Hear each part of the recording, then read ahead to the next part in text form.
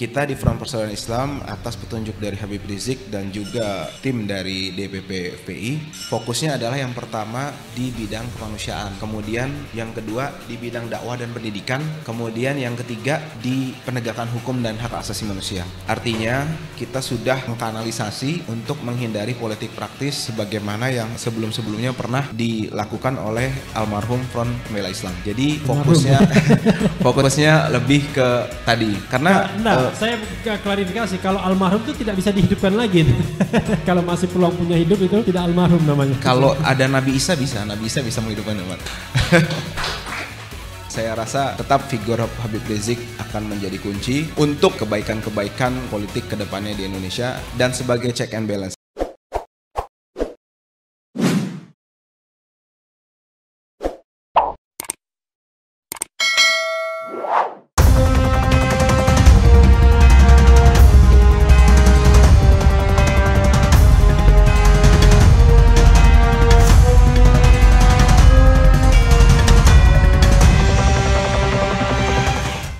Jadi sebenarnya Front Persaudaraan Islam ini sedikit berbeda, terutama terkait dengan sepak terjang politiknya dengan Front Pembela Islam yang sebelumnya. Perbedaannya adalah yang paling mendasar adalah dari visi dan misi serta perjuangan dari Front Persaudaraan Islam itu sendiri. Kita di Front Persaudaraan Islam atas petunjuk dari Habib Rizik dan juga tim dari DPP FPI, fokusnya adalah yang pertama di bidang kemanusiaan, kemudian yang kedua di bidang dakwah dan pendidikan, kemudian yang ketiga di penegakan hukum dan hak asasi manusia. Artinya kita sudah mengkanalisasi untuk menghindari politik praktis sebagaimana yang sebelum-sebelumnya pernah dilakukan oleh almarhum Front Pembela Islam. Jadi fokusnya lebih ke tadi karena saya klarifikasi, kalau almarhum itu tidak bisa dihidupkan lagi.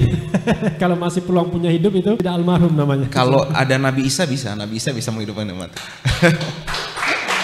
Jadi fokusnya itu, kemudian terkait dengan figur Habib Rizik untuk konstelasi politik ke depannya, saya yakin apapun kebijakan dari Front Persaudaraan Islam dan juga Habib Rizik pribadi yang sebisa mungkin menjauhkan dari gelanggang arena politik praktis, akan tetapi perlu digarisbawahi bahwa yang dilakukan yang tadi saya sebutkan 3 kurang lebih tadi itu adalah bagian dari amar ma'ruf nahi munkar. Itu adalah bagian dari amar ma'ruf nahi munkar yang dimana amar ma'ruf nahi munkar ini tetap ada di relnya. Artinya misalnya ada tokoh politik, akan tetapi kebijakan-kebijakannya melanggar hukum dan hak asasi manusia, pasti kita akan kritisi. Itu tetap sebagai check and balance, sebagai hak dari warga negara ya untuk mengkoreksi pemerintahan, untuk mengkritisi pemerintahan sebagai bentuk cinta kepada negara ini. Itu tetap akan dipertahankan dan suka tidak suka figur Habib Rizik Syihab dan juga rekan-rekan di Front Persaudaraan Islam akan tetap menjadi kunci untuk konstelasi politik tersebut.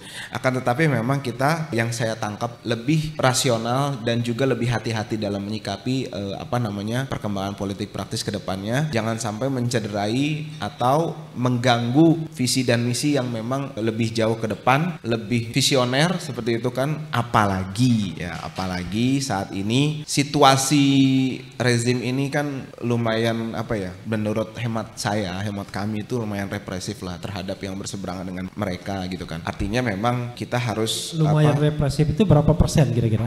99% sih. Jadi logika matematikanya gimana ini? Lumayan tapi 99,9. Itu logika hukum jadinya. Jadi memang kita harus realistis juga. Kita optimis tetap ke depannya perjuangan amar ma'ruf nahi munkar ini akan tetap berjalan, akan tetap menjadi motor dalam perjuangan penegakan hukum dan keadilan, apalagi didukung tadi dengan tokoh-tokoh kita dari Babe, kemudian ada Mas Hardi tadi. Menurut saya support yang lumayan, yang sangat bernilai gitu kan. Belum lagi dengan tokoh-tokoh lain, apalagi ada Bang Rocky juga yang selalu menjadi katalisator kan dalam check and balance tadi kan, seperti itu. Jadi menurut saya memang katalisator perubahan atau katalisator kekacauan? Keonaran. Oke, katalisator keonaran. Silakan. Iya, jadi memang saya rasa tetap figur Habib Rizik akan menjadi kunci untuk kebaikan-kebaikan politik kedepannya di Indonesia dan sebagai check and balance. Artinya memang siapapun yang saya mau katakan adalah siapapun nanti yang akan berniat untuk maju ke gelanggang politik selanjutnya harus tetap memperhatikan aspirasi masyarakat, aspirasi umat Islam, aspirasi keadilan, suara-suara rakyat bawah seperti itu kan. Jangan melulu memperhatikan retorika-retorika elit politik, dan itu menjadi concern dari kami gitu kan melalui 3 visi dan misi tadi. Artinya memang Habib Rizik tetap akan menjadi kunci supaya suka tidak suka nanti masyarakat pasti akan nanya bagaimana pendapat ulama, kan seperti itu. Bagaimana kita mengikuti petunjuk ulama. Suka tidak suka akan seperti itu nanti endingnya, dan Habib Rizik pasti akan memperhitungkan kemaslahatan umat dengan tanpa terjun ke politik praktis tadi, karena memang visi dan misi Front Persaudaraan Islam dan tujuan Habib Rizik ke depannya lebih untuk memupuk 3 hal tadi untuk memperkuat pondasi dari masyarakat ini. Karena yang kami lihat di Front Persaudaraan Islam adalah kelemahan kita tadi itu, Bang. Kelemahan-kelemahan kita mesti kita perbaiki gitu. Mungkin menurut beberapa pihak ini langkah mundur gitu kan. Bagaimana kalau begitu kita serahkan dong politik ini ke orang-orang yang quote unquote tidak benar lah seperti itu kan. Yang bejat mungkin kan gitu. Kalau memang Habib Rizik dan Front Persaudaraan Islam itu mundur dari gelanggang politik praktis langsung seperti itu. Tapi bukan. Tetap kita beramar ma'ruf nahi munkar, akan tetapi memang kita fokusnya kayak itu tadi 3. Akan tetapi nanti siapapun calonnya, siapapun figurnya, dan juga apapun langkah-langkah nanti tetap memperhatikan kepentingan umat Islam. Seperti itu sih intinya.